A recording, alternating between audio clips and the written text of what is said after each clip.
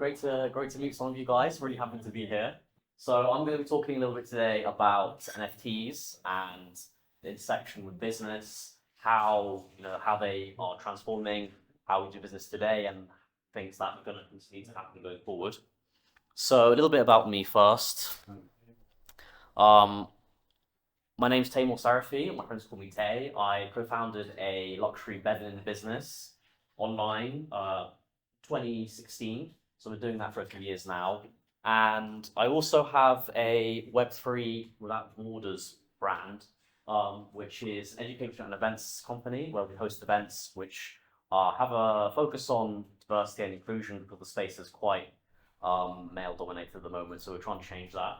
And also trying to educate people, trying to bring people on board, for still a very new space. So my journey in Web3 started back in 2021 with VFriends. I don't know if Hamza told you, but that was kind of like his motivation for starting this event was from VCon. Has anyone here been to VCon or knows about VFriends? No? Yeah? I know about but I've never been. Never been? Okay, so it's a project by Gary Vaynerchuk, and he's doing like three big Web3 business kind of events. So that was the motivation for this. Great project, if you haven't heard of it. That's that part. So I wanted to just let you know we're gonna be asking you guys a few questions, gonna be getting you guys to talk to each other, get a few insights from you. I'm really excited to hear what you guys have to think and have to say about some of the discussions we're going to be having, because it's a very interesting topic. And so first things first, maybe you guys already know each other, maybe you don't. I'd like you to just take a second to introduce yourself to the person next to you, to break the ice, because we're going to be talking to each other quite a lot. So so just take a second to introduce each other. Sonia. Hello.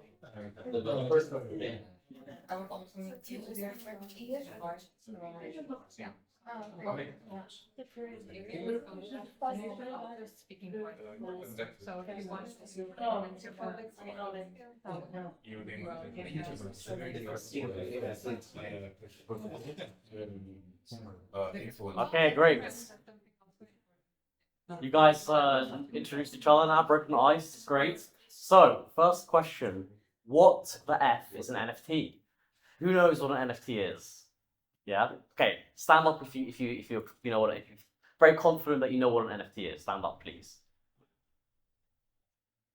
Okay, great. And stay standing if you feel like you would be confident explaining it to people. What it is. Okay, a few people sat down. Okay, so who would like to try and explain? No, we have. Okay, we only have two people left. You pointed. Go ahead. Yeah, no, it's fine. So it's a non-fungible token, which is compared to cryptocurrencies, thousands unique. So one Bitcoin can be equal to another Bitcoin, but an NFT is always equal to another, and it can represent digital assets, but also physical assets. Yeah. And you can trade it with each other. The ownership is very easy to exchange, and currently you don't need a middleman to exchange it. The same way if I want to exchange my car to you, there's a lot of middlemen to go through. But the owner of the NFT is the one that has access to the wallet that has the NFT. Exactly. Nice. Yeah. So what's unique about NFTs is that they are unique to the holder. So they're basically a way of verifying ownership. So that a lot of people, will say, oh, why can't I just copy and paste it? Let's say if it's just a JPEG, why can't I just copy and paste it? Why can't I just take a screenshot of it on your phone? And you could, but that's a bit like taking the Mona Lisa and taking a picture of it and saying you own the Mona Lisa, right? It's just a copy. You don't own the original. And the original is verifiable. The owner is verifiable on the blockchain. That's the key part about NFTs, is that it's possible to authenticate who the owner is, which makes it unique. And that's where the non-fungible part comes in, where it basically just means that every NFT is unique. It has its own kind of like ID number and so on. So that's what the power of the blockchain is all about, is that able to authenticate each NFT, that it's individual, it's unique, and so on. That's also why you can't just copy and paste an NFT. So I'd love for you guys to have a chat with yourselves. What NFTs do you own, if you own any, or if you don't own any, what have you heard of? So just have a quick chat amongst yourselves. I'd love to get some of your feedback as well afterwards. What NFTs do you have, or what NFTs have you heard of?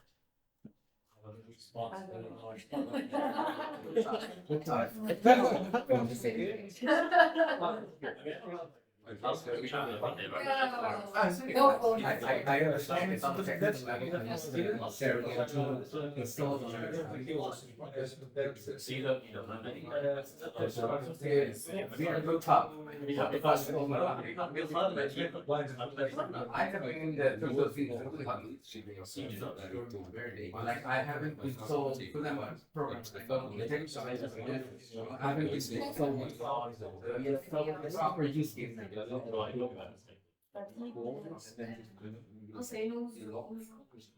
Do you think you will in the future be? I'm always very thinking. I think it's different to see the use case. Why it needs to be a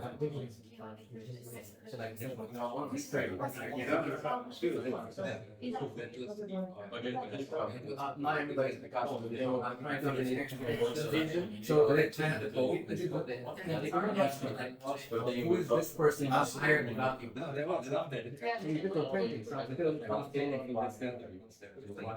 Yes. Oh, this must have failed now.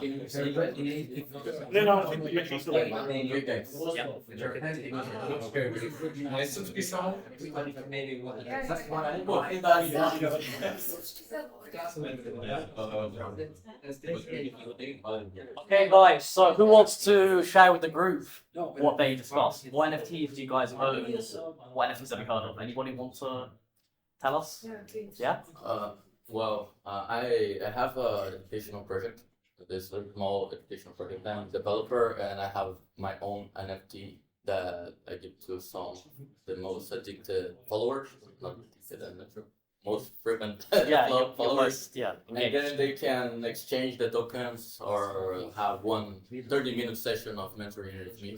Cool. So it's like an access token kind of. Yeah, yeah. So my They get- community have it. That's pretty cool. Nice, nice. And how long have you been doing that? The project started more than 2 years, but the NFT 1 year. Anybody else?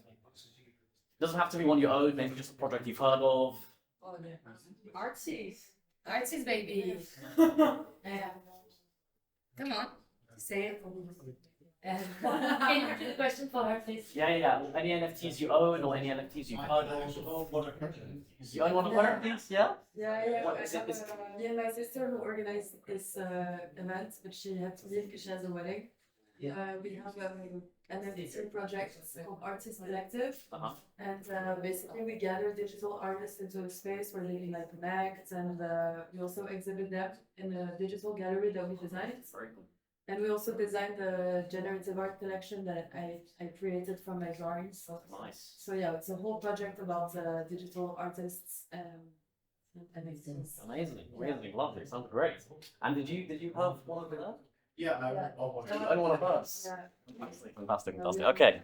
All right. So I Tweet, right? Say it again? Started with that tweet that was sold, right? Or not? the tweet that was sold. Yeah, like, or is that like something? No, it was one NFT, but it was not the first. Yeah. There's been. Then it. I think that one. Or the Well, no. So Punks was the first PFP NFT, Yeah. but what the actual first NFT was, they've been around for so long, nobody will really knows. Like there was, arguably even Bitcoin had some, like back in the day. It was some just, like NFT inscriptions on Bitcoin, like way there we go. I think that was officially the first. It was just an inscription on blockchain, not NFT how we know it today. Well, it's the owner is the one that validated it. I don't know. I don't know. I think If nobody owns like, it, then it's not an NFT, right? no, that's the thing. Like it's just an NFT in terms of like it being. Technology. Yeah, it being kind of a physical thing you own on the blockchain. So in that sense, it is, but it's not how we know them today. Like no smart contracts, none of that. So it's not really the modern term. It's kind of evolved. Fine. Okay, great. So here is some you might have recognized or might have heard of. The one on the top here, Bored Ape Yacht Club. these kind of got notoriety, if you like, because a lot of celebrities were boasting about having them. It became like a celebrity status symbol to own one of these.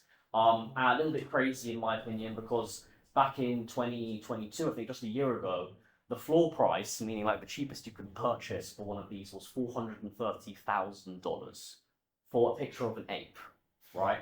I mean, it's not just a picture of an ape, it's an NFT which gives you access to a club. It's called Bored Ape Yacht Club, so you have access to a club, whatever that means, if it's worth that much money. But people were paying that much, so it was worth that much.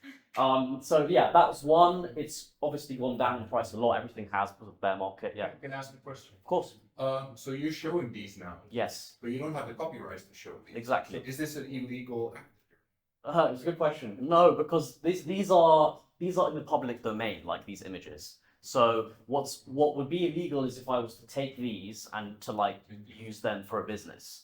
Like if I was to like similar to why it's not illegal to take a picture of the Mona Lisa, right? I can keep a copy of it, but doesn't mean I own the original. So the original owners of these NFTs have it in their wallet, as you said. They are the ones who, and even Snoop Dogg has done this. He's actually started a business with one of his apes. Eminem and Snoop made a music video with their two apes. Very cool, actually, where they use their two bored apes in the music video, like they're smoking weed and stuff. It's very, very cool. So yeah, that's a good question, which I'm going to come into about the issue of IP and whether you own the NFT doesn't mean you own the IP. Not necessarily. We'll come on to that. These ones, you guys mentioned it. First ever PFP NFT called CryptoPunks. In the bottom right, I added this one in because this was like the most expensive one I'd ever sold.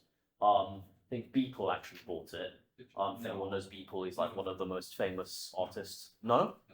Who? That would be crazy. That's not true. People just bought his first punk recently, and it was not the alien. It wasn't Beeple who bought it. Who was it who bought it? Do you know? You don't know? But it was not people. I thought. No, that's more. Okay, fine. I stand corrected. Okay, so anyway, this one it went for like $23 million, something ridiculous. And yeah, some kind of rare NFT. But yeah, so first ever PFP, which is what NFTs are known for. So exploring opportunities. PFPs, they go far beyond just NFTs. Like that's what they're famous for now, but the technology is very far reaching. It's going to be really, really curious to see. Some of the industries that are going to be used are already being used and will continue to be used. The NFTs. Art is a huge one. Already discussed People, one of the biggest NFT artists. And what's great about NFTs for artists especially is that they can now earn royalties on all future transactions. Traditionally now, if you make a physical piece of art, only the owner can make money off of that. Now, on the blockchain, through the blockchain, every time you sell that piece of art gets sold on, the original artist gets rewarded, which is fantastic. So I think it's only a matter of time before all artists are going to be using NFTs for their art. Music.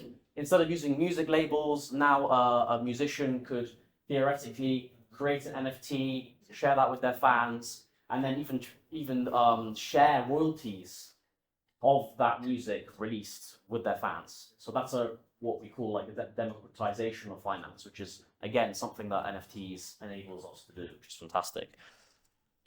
Then we have gaming. So again, the secondary marketplace that happens, that people are buying and selling things on gaming platforms, again, allows the original developers to profit off of that through secondary market royalties. Even gamers themselves could earn money through that. So that's also a huge space for potential growth. Then we have real estate. So imagine a world in which you're no longer signing physical contracts. You're actually just using contracts on the blockchain. Much more secure, can't be forged. Proof of authenticity, all of that can be done on the blockchain. Not to say that that's going to necessarily completely replace physical contracts, but it will at least be a more secure way of storing. And it's already happening.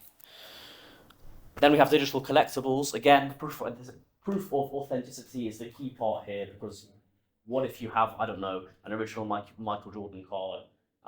What's to say that it's real? There's no way of verifying it unless it's been graded beforehand. If it hasn't been graded beforehand, then you have to get it graded. So there's lots of different issues with that. When it comes to NFTs, it's all on the blockchain. It's all stored there. It's very easy to tell whether it is real or not. And that's the key part with digital collectibles. And that's going to be a huge growing space for NFTs. So again, I'd like you guys to have a chat with each other. I'd like you to brainstorm ideas for your existing business if you have a business. If you don't have a business, maybe think of an idea that you might launch an NFT project for a business idea that you have. Just talk for a couple of minutes. I'd love to hear some ideas.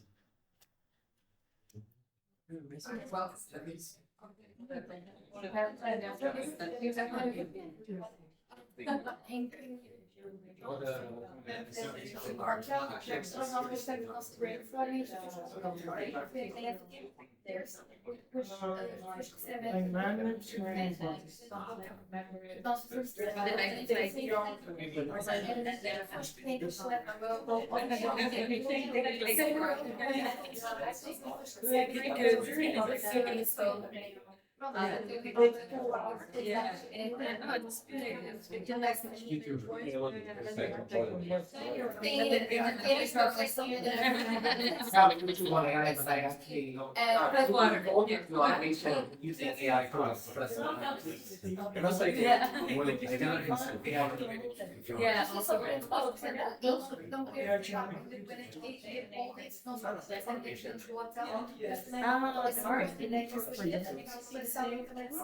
Find an idea.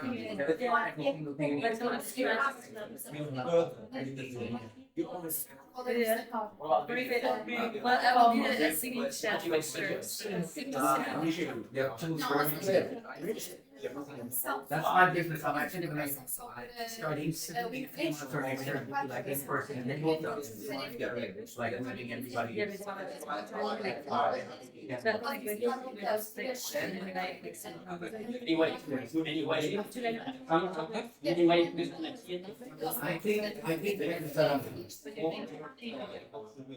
probably starting the road for now was I think that 3 years. It's a tool that costs a lot of money. Like so, it's validation for stuff like this.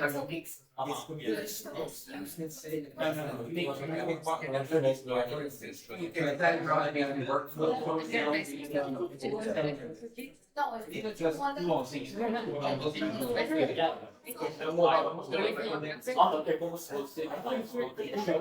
I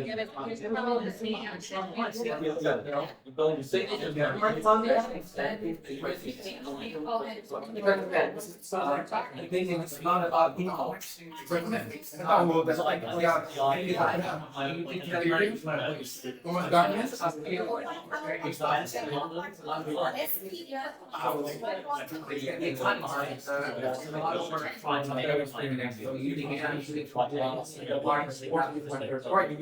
about what did the whole thing like trying to sell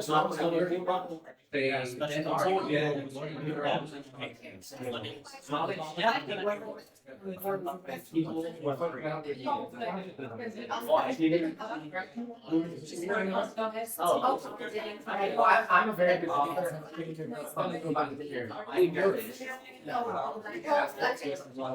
It's like a. I get it, so it's in somewhere. It was it's fine. So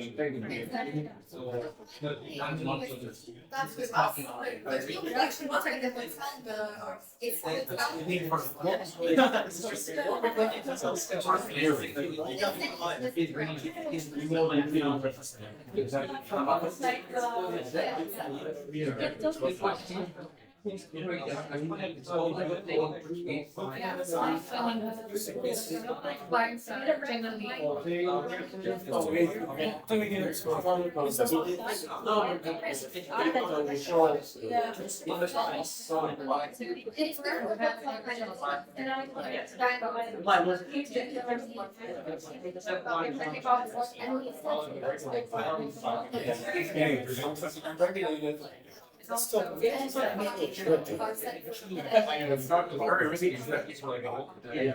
Okay, guys. I would love to hear what you guys are talking about. So who wants to go first? You guys seem to have kind of a very interesting conversation over here. So let's hear it. Sorry guys, can we just listen for a second? Yeah. Thanks. Yeah, that's nice.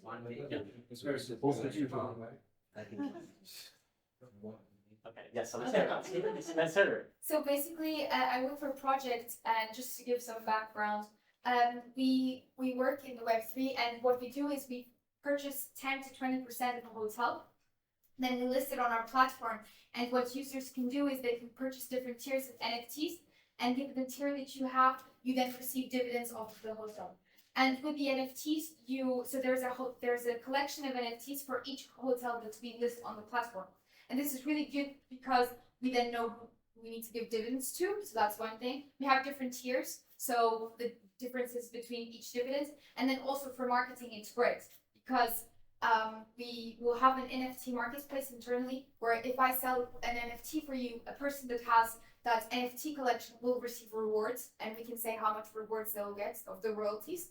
So that's one thing. And then also for marketing, we can say, because we work with hotels, we can say, okay, if you have 2 bronze NFTs, you can stay 1 night at the hotel or have discount. If you have 1 diamond, you can stay a week. So we can also create more. That's great. So the customers of the hotels buy these NFTs, or No, it's hotels just our themselves? community. Investors. Yeah. I see.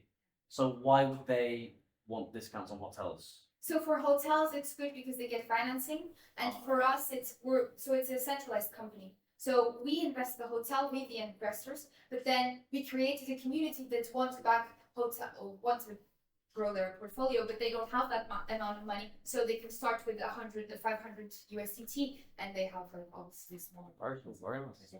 Very. Yeah. Yeah. And what's the geography of the hotel?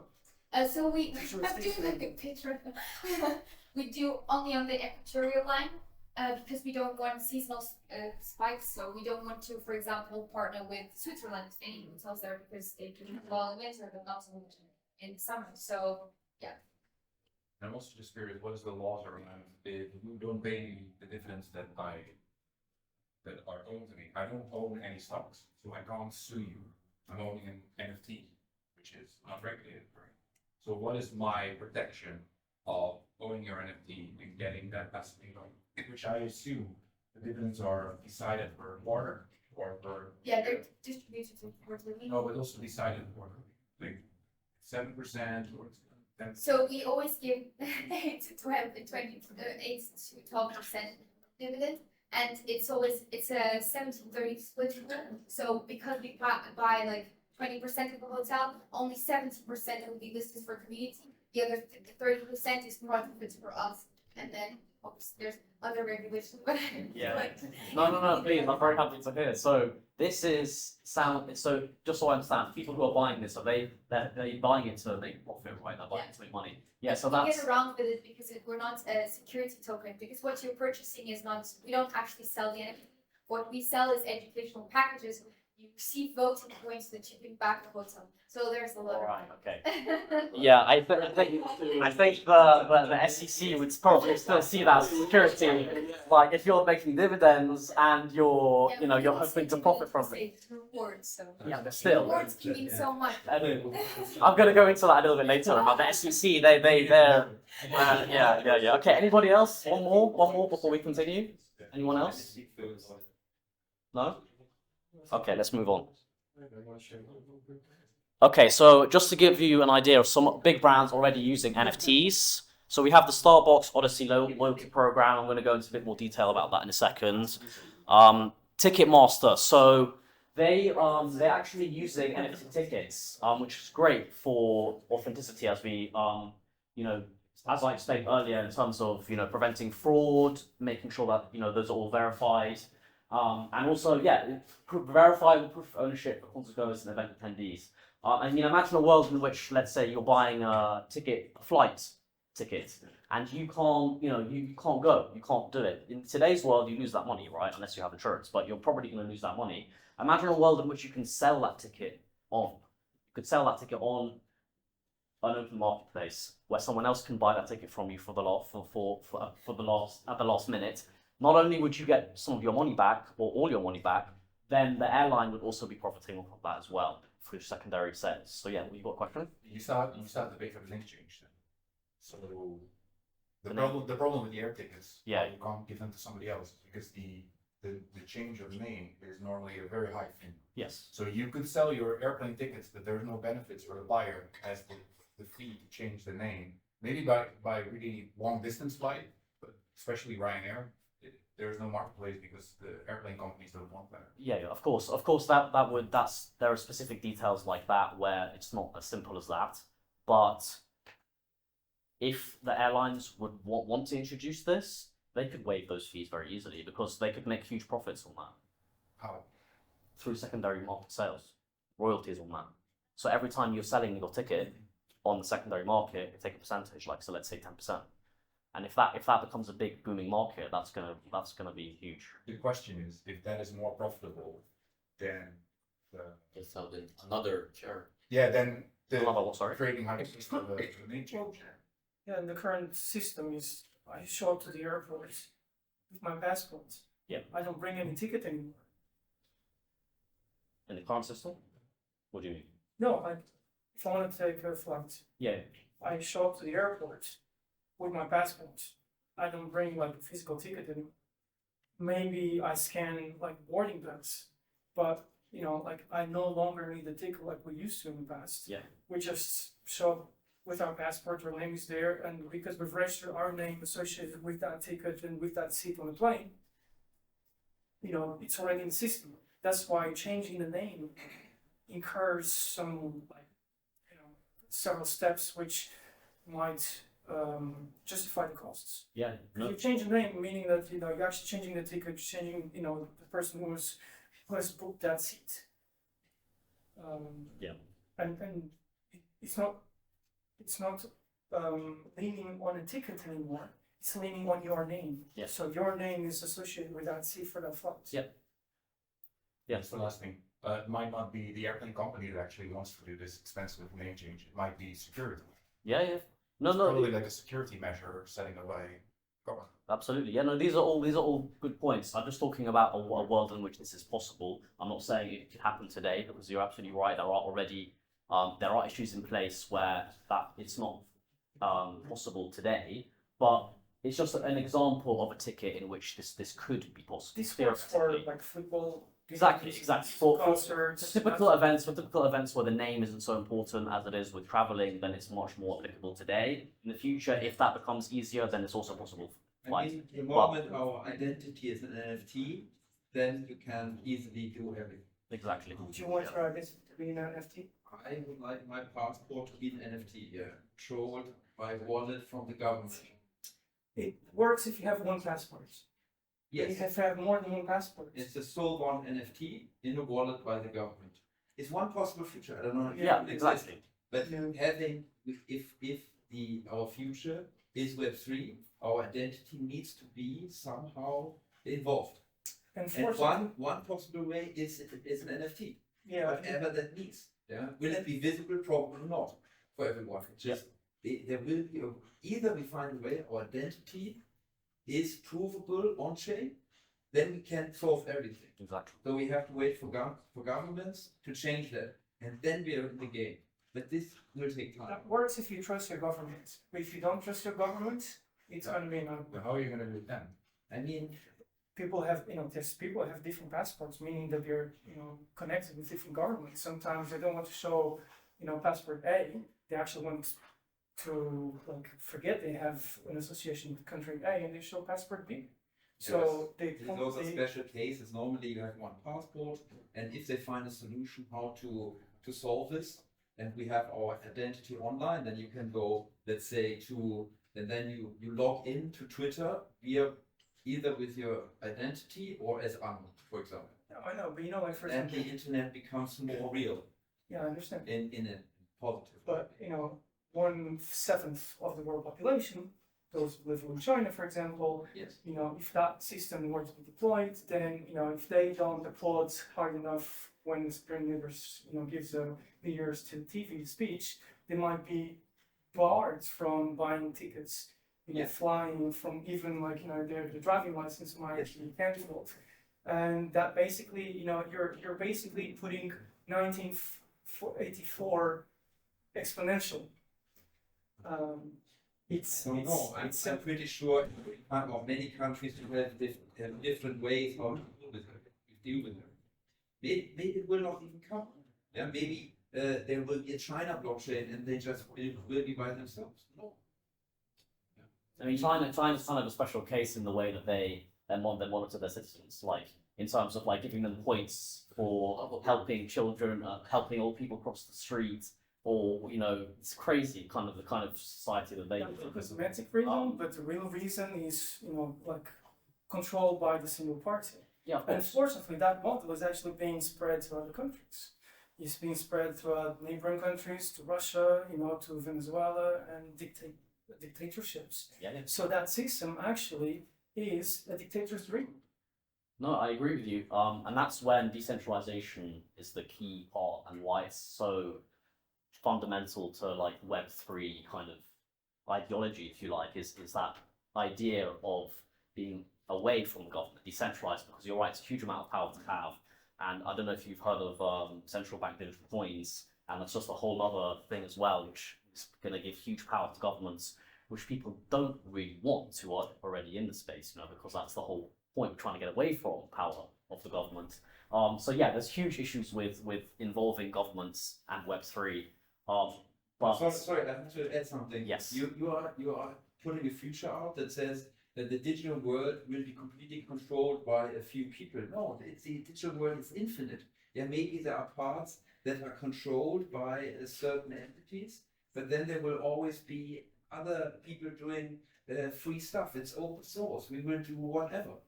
Yeah. Well, why are you surprised by that? The whole point of Web3 and blockchain and Bitcoin was to escape governmental control. Exactly. And you Yeah, want but to it bring it back to governmental control. No, and you it say, will be and you say that coexisting. this is a special case. For Web3, it's not a special case. It's a general case not to have government control. So to have identity is a big step of bringing Web3 back into government control. Well, That's a special case for Web3. If you like Web3 focus, that's a special case. So for the old society, the special case is to be without government. we don't even know what Web3 is. We're still building. We're building some kind of new internet architecture. Well, we know something about And it. We we- cannot well, say, yes. the answer to the question cannot go, we do not know it. We know something about things, and we know that the you're reason talking about that government. Bitcoin was created was not to have a central issuing authority for money like the government that can control it. So to say that this is a special case is counterintuitive to Web3. I'm just saying to you, so you're saying that for government, it stands for certain rules that they want to apply to this new world. It's not for rules. It's for the people that control access. So you have but by having a government, you create a layer of bureaucracy or privileged people who can exercise that privilege. And in this case, over your identity, over your money.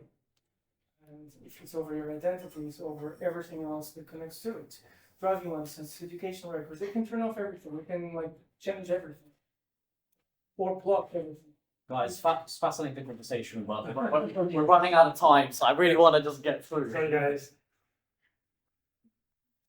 Okay, so please, we'll continue this conversation later. It's really interesting, but I just want to get through because I think we're supposed to have another speaker coming on. Okay, so luxury brands like Gucci and Dior are already using NFTs in terms of like combating counterfeiting, which is a huge problem with these luxury brands. So imagine now when you're buying a really expensive handbag or whatever, if that comes with an NFT that proves that this is the genuine article, then that's also a huge application for NFTs that companies are already doing. We have digital wearables. Nike, Adidas, and Puma are already doing this, where you can actually create a sneaker or a trainer, whatever you want to call it, that you can wear in the digital world, whether it be the metaverse or you just want to look at it on your phone or whatever. So that's another huge potential for fashion brands that are already doing it. So yeah, so I'm gonna go through this really quickly. But Starbucks Odyssey, Starbucks created this NFT, which is basically like a loyalty card, but it's an NFT. So basically they have to do certain tasks to generate these stamps. These stamps have given them access to all kinds of cool experiences, like going and viewing the farms, that kind of thing. The key part to mention here is you didn't have to buy with crypto. I think that's the key thing here that a lot of companies are doing now, is that you can just use a credit card to buy an NFT. It just becomes like a digital asset, digital collectible, not an NFT, which people get kind of like, oh, NFTs, no thank you. So what's interesting as well is that it's released on Polygon, which is a lot faster and cheaper than Ethereum. I believe it's like a layer 2 to Ethereum, so that's also key to note that Ethereum is a lot slower and more expensive to transact on. And yeah, so the key part here as well is that it was what's usually a solitary experience of gathering points for a loyalty card becomes a community experience in terms of the Discord that they generated, in terms of them having to complete tasks to get these points. You couldn't just go and buy it. You have to actually complete tasks. So that makes it much more community focused, which is what NFTs and Web3, a lot of that is really about community, which Starbucks seems to really capture that in this project. And they seem to do really well, like 2,000 of them sold out in 20 minutes. So that obviously shows that it was pretty successful. And now that they're earning profit every time someone sells that on the secondary market, then they're making a percentage of that. So that's going to pay for this project and make them money for many years to come. So that's a good example of a brand that has used NFTs. Okay, so the challenges of NFTs in your business. So we've got the environmental impact, which has been diminished significantly since Ethereum has moved to proof of stake. So that's less of an impact when it comes to Ethereum. But if a future blockchain, let's say Bitcoin, for example, NFTs are starting to be more used on that blockchain. So really, we were discussing decentralization just now. To really keep that and to maintain that, arguably it has to be proof of work, which is a lot more environmentally intensive. So that's one of the issues with NFTs, the transaction, the computational energy that is required for mining, all of that kind of stuff is really quite significant when it comes to proof of work blockchains. Then we have legal issues. So you were talking, we were discussing a little bit earlier about the legal issues when it comes to NFTs and whether it's a security or not. And also when it comes to the copyright and the IP. Just because you own the NFT doesn't necessarily mean you own the IP. There are specific exceptions like World of Women, where if you own it, they do give you the right to use it. Bored Ape Yacht Club is another example, where if you own it, you can then commercially profit from owning that NFT. But most NFT projects, as far as I'm aware, do not give you that right. So it's just like owning the NFT and that's it. But that does raise legal questions in terms of license versus ownership. So yeah, the SEC Impact Theory, for those of you who know, it's quite famous podcast. They released an NFT kind of promising future returns, kind of wording it like people are buying this to make money. And that the SEC basically just came out and said this is unlicensed security. They had to pay $6.1 million in penalties. They burned all of the NFTs in their control, and they even had to reimburse some of the initial investors. And this has really got a lot of us in the NFT space kind of scared, because it's like, well, the SEC just comes in and is like, oh, your project is security, end of story. Unless you have the facilities and the money and the willingness to go to court to fight them, then you basically just have to do what they say. They're basically the law. Yeah, please. So the NFTs that were not in their control, they're still yeah, exactly. They're still bought and sold. They have no control because that's true decentralization. Exactly. But the project itself has been dismantled. Yeah. It's a project registered in the US. It's based in the US, yeah. Okay. Based in the That's US. why the SEC is powerful. Exactly. Yeah. I mean, I don't know if any of you know Ripple or XRP. Yeah. They also had a legal battle because the SEC was trying to also label them as a security. They are being very stubborn about introducing new crypto rules, and they just love to class everything as security. So thankfully, Ripple did take them to court, and they won. So that was great news in terms of a cryptocurrency that has been no longer described as a security just because the SEC says it is. But there's going to be a lot of legal fights to come with them. That's for sure. I think I'm going to have to skip this because I've gone way over time. But does anyone have any questions before we leave it there? How do you see the regulations here in Europe compared to the? In Europe compared to the US? That's a good question. I think there's going to be there's a lot of work that still needs to be done in terms of what exactly they're going to do in terms of regulation. I have no doubt they're going to be communicating with each other because there kind of has to be a global framework. Because if the regulations in one part of the world are more stricter than others, then people are just going to up and shift to another part of the world, right? So similar to kind of banking rules, there is some kind of synergy amongst different countries, not perfectly, but there is some.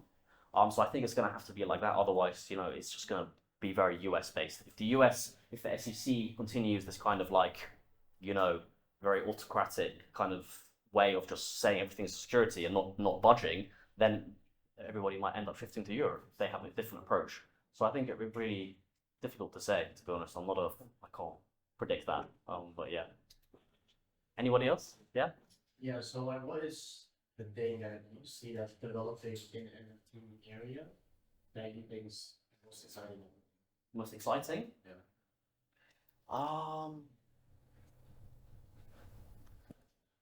I would probably have to go with tickets, just because, yeah.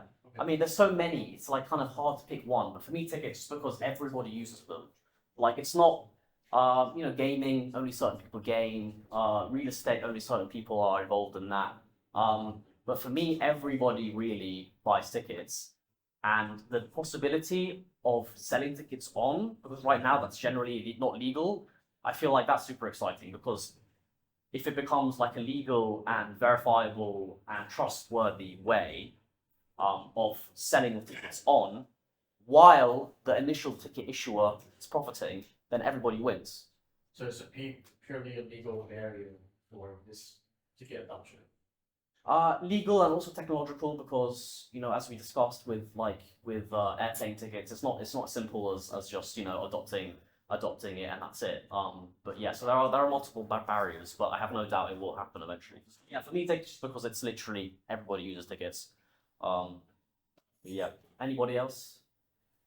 Something that is not, at least in my opinion, is not clear for everyone is that on DeFi, when you create pools and protocols and those farms, those strategies on DeFi, when you have to create liquidity pool, you are also creating an NFT, and that thing promote the whole stuff.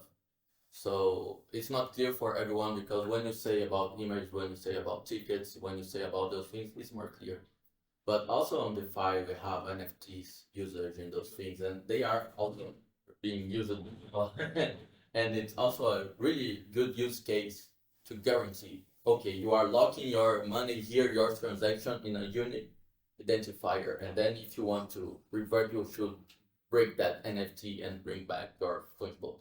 But liquidity pools aren't necessarily NFTs, though, right? Because no, in the middle of to guarantee that transaction, those not just liquidity pools, but when the LP token is an NFT, right? So yeah, I mean I guess we're talking about dApps, right? Decentralized apps as well, or no, just DeFi. When you are creating a liquidity pool, yes, you transform both fungible tokens into another token. Oh, got you. That's an NFT. Yeah. Right, so it's not clear for everyone that is also an NFT, and you don't see pictures, you don't see anything, just some piece in the middle of the biggest two. No, applications are endless, to be honest with you. Many things I haven't even spoken about are out there, and so yeah, I'm done now. Thank you so much, guys.